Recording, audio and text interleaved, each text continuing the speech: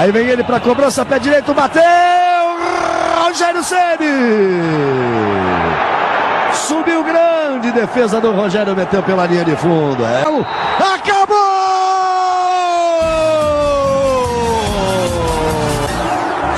O mundo é seu, torcedor tricolor! Clube brasileiro.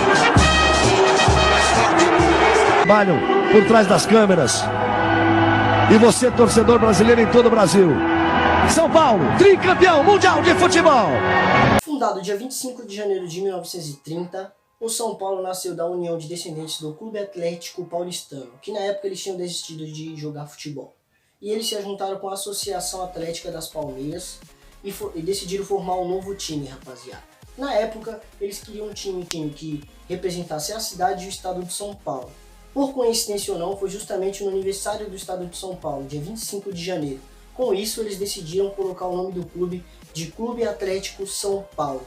E aí surgiu o famoso tricolor paulista, rapaziada. E no vídeo de hoje eu vou mostrar para vocês 5 curiosidades sobre o time do São Paulo. Isso mesmo.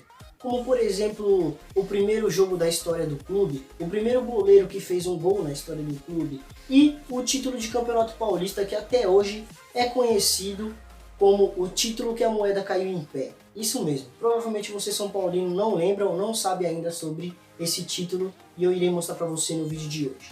Sem mais enrolações, bora pro vídeo. E no top 1 de hoje, o primeiro jogo oficial do São Paulo. O primeiro jogo oficial do São Paulo foi dia 25 de janeiro de 1936, justamente quando o clube completou 6 anos de existência. Eles fizeram esse jogo pelo Campeonato Paulista, foi o primeiro jogo oficial do clube. Eles enfrentaram a Portuguesa Santista no Parque Antártica e venceram o jogo por 3-2, rapaziada. E esse foi o primeiro jogo oficial do São Paulo. No top 2 de hoje, o primeiro goleiro da história do São Paulo a marcar um gol. O primeiro goleiro a marcar um gol, rapaziada, não foi o Rogério Ceni, e sim o Moscato em 1995, em um torneio amistoso contra a Uberlândia. Ele marcou um gol de pênalti e ele foi o primeiro goleiro da história do São Paulo a marcar um gol. Um dos primeiros centros de treinamento do São Paulo.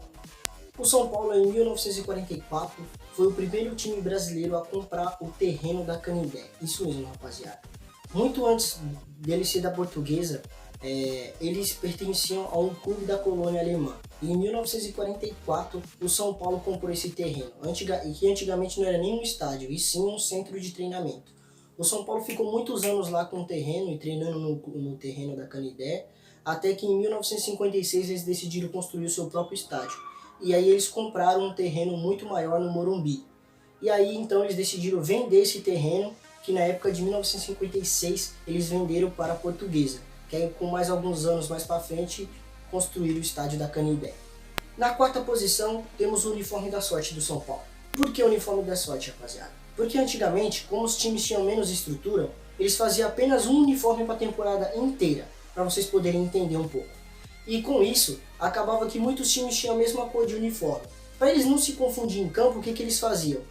Um dos times pegavam e pediam emprestado o uniforme de outro clube para poder jogar. E eles não jogavam com seu uniforme, entendeu? Jogavam com o uniforme de outro clube. E com isso eles não se confundiam em campo. Eles tinham esse costume de fazer isso antigamente. E aí, em 1930, o AK All-Star veio para o Brasil para fazer um jogo amistoso contra os times daqui de São Paulo. Com isso, o São Paulo e o Palestra Itália, que hoje em dia é Palmeiras, se juntaram para poder jogar o amistoso. Contudo, os dois times resolveram jogar com o uniforme do Palmeiras. Porém, o uniforme do Palmeiras e do AK eram muito parecidos. Então o AK resolveu pedir para o São Paulo o uniforme branco para eles poderem entrar em campo e jogar e não se confundirem. E aí então o All-Star acabou ganhando o jogo por 3-2. Em 1949, o 15 de Piracicaba ia enfrentar o Ipiranga pela semifinal do Campeonato Paulista. E com isso, como os dois times são dois times alvinegro, o uniforme dos dois são muito parecidos.